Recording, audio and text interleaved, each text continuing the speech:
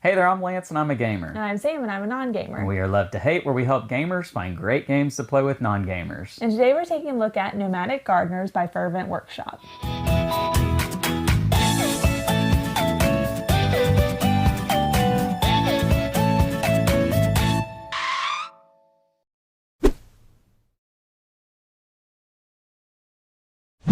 Gnomadic Gardeners is a second edition. This is a game that came out a while back in first edition, and now they've reshaped it, retooled it, and we've got second edition here to show you guys. This is going to be running on crowdfunding, so make sure to check out the link down below in the description of this video. And we do want to thank Fervent Workshop for help sponsoring this video.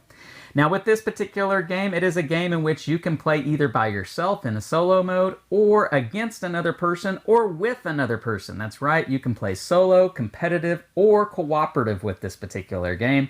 And you are going to be playing with your garden gnomes.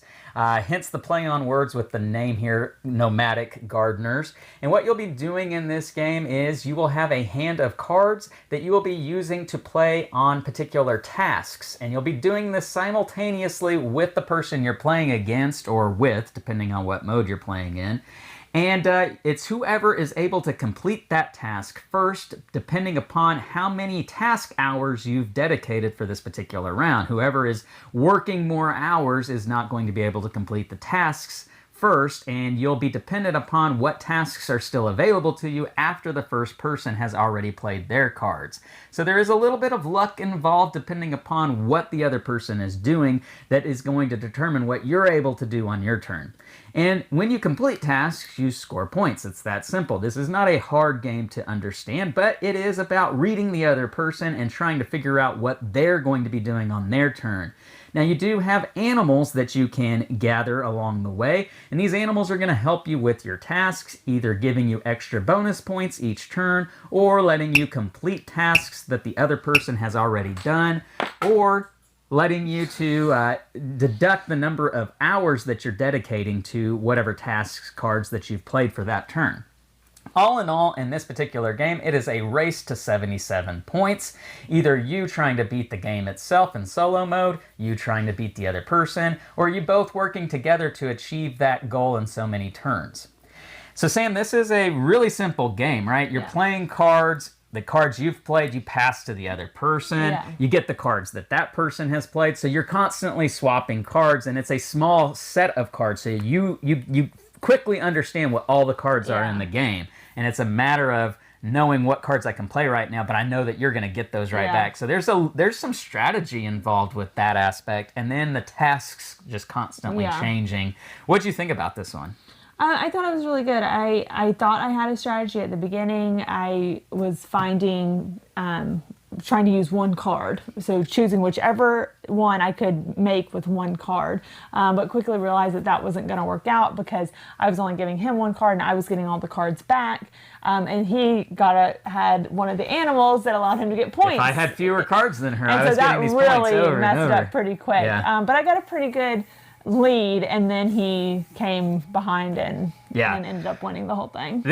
This to me, so I'm going to say a word that might sound negative. It is a swingy game, and when people hear that word swingy, it has a negative connotation to it. But what I love about it with this game in particular is that you aren't ever 100% certain about anything with this game, and I love that. You can think you're doing well, or you can think you're losing, and then two turns later, everything changes. Yeah, a lot can happen in this game, and it can happen really quick on one or two turns, like Sam is talking about. So for me, there's a lot of excitement with this one, and it wouldn't seem like that on the surface, right? Because you're really only doing one thing, like playing cards out of your hand and then revealing those cards to see what's happened. But just the different layers with this one. So getting the animals, I think, is such a huge thing with this game, because you get so many bonus points in so many different ways that it adds to a lot of extra layers of little strategy with every round. I think you definitely focused more on the animals than I did at the beginning, and then I started to realize, okay, these are more beneficial than I realized. I was so focused on the cards. So there's definitely different ways to play the game. Yeah, and a lot of fun that comes out of it too, because when you realize, okay, he's got a lot of cards or she's got a lot of cards, if I can get this one animal, that's going to start giving me a lot of those extra points, right? Like you start to discover the little pathways that you can sort of get back into the game or create some distance between you and the other player. So as speaking for the solo mode is very challenging in this game. It's going to be one that's going to burn your brain quite a bit with this one if you want to do well in it. Very challenging. It's definitely one that you're not going to win more often than you lose. You're probably going to lose more often than win with this one, which can be really good for a lot of people who want that spicy extra challenge when it comes to their solo gaming. Lots to like here with this one. I don't know that you could go wrong with it. It's real small and tiny. You can take this just about anywhere. Not a lot of components. Doesn't take up a lot of foot space. And the box is 10 to 20 minutes, which you love that aspect of it. So lots to like here. The game is Gnomadic Gardeners. Love the name too. Gnomadic Gardeners from Fervent Workshop. It's running on crowdfunding, so make sure to check out that link down below in the description of the video. Make sure to like and subscribe and push that bell button so you get notifications of all our new content. I'm Lance. I'm Sam. And we are Love to Hate, where we try to bridge the gap between gamers and non-gamers. We'll catch you next time.